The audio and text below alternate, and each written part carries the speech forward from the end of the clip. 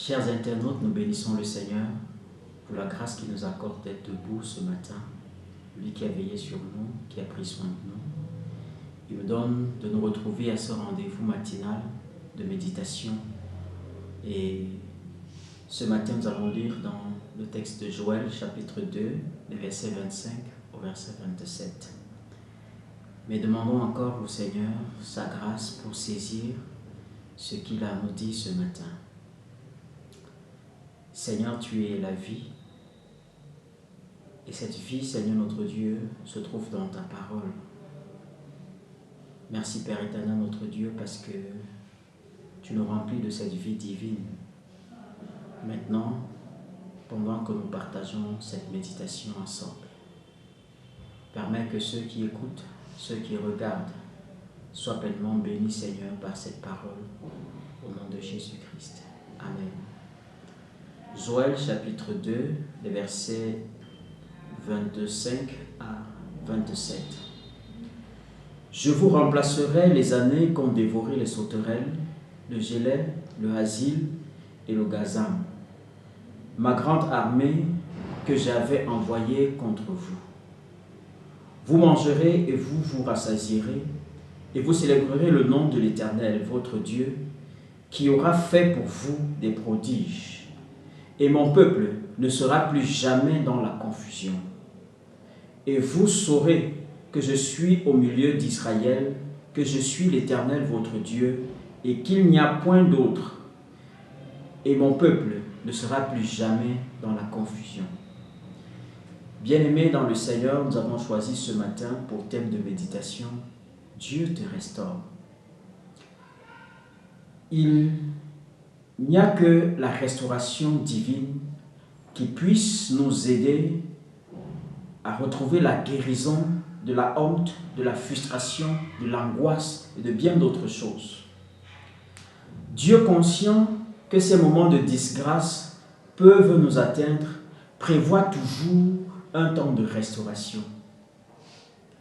La misère, l'échec et la souffrance sont très souvent, selon la parole de Dieu, une conséquence du rejet de Dieu. La restauration, elle est toujours le résultat de la repentance et de la restitution.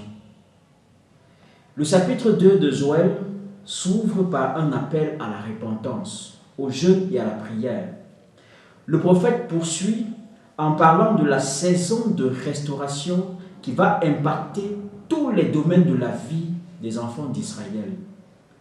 Dieu dit clairement dans ce passage qu'il va remplacer les années que les sauterelles ont dévorées.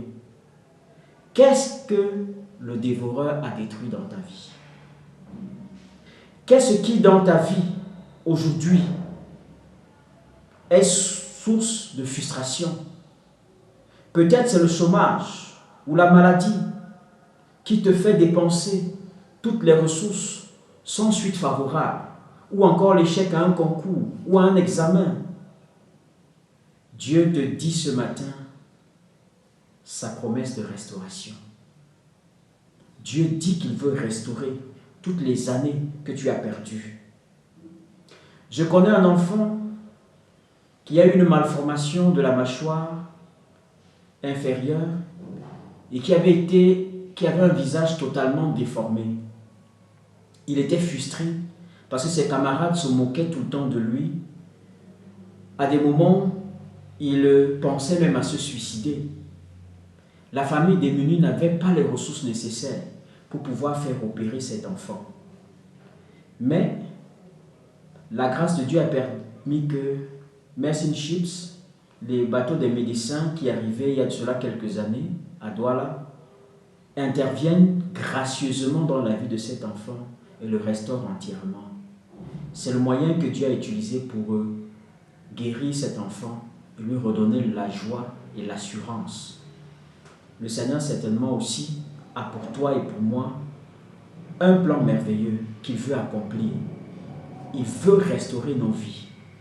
Ceux qui pleurent sur les situations qui leur arrivent passent à côté de ce que Dieu prépare pour eux au lendemain. Cesse de pleurer, mais regarde à la restauration que Dieu prépare pour toi. Cesse de te lamenter sur ton sort, mais regarde aux grandes choses que le Seigneur va accomplir derrière ces moments difficiles. Que le Seigneur bénisse cette parole et te remplisse d'assurance, te donne de rester connecté à lui et de te débarrasser de tout ce qui peut empêcher la main de Dieu de te toucher et de te restaurer. Sois abondamment béni et passe une très bonne journée dans la paix du Seigneur. Amen.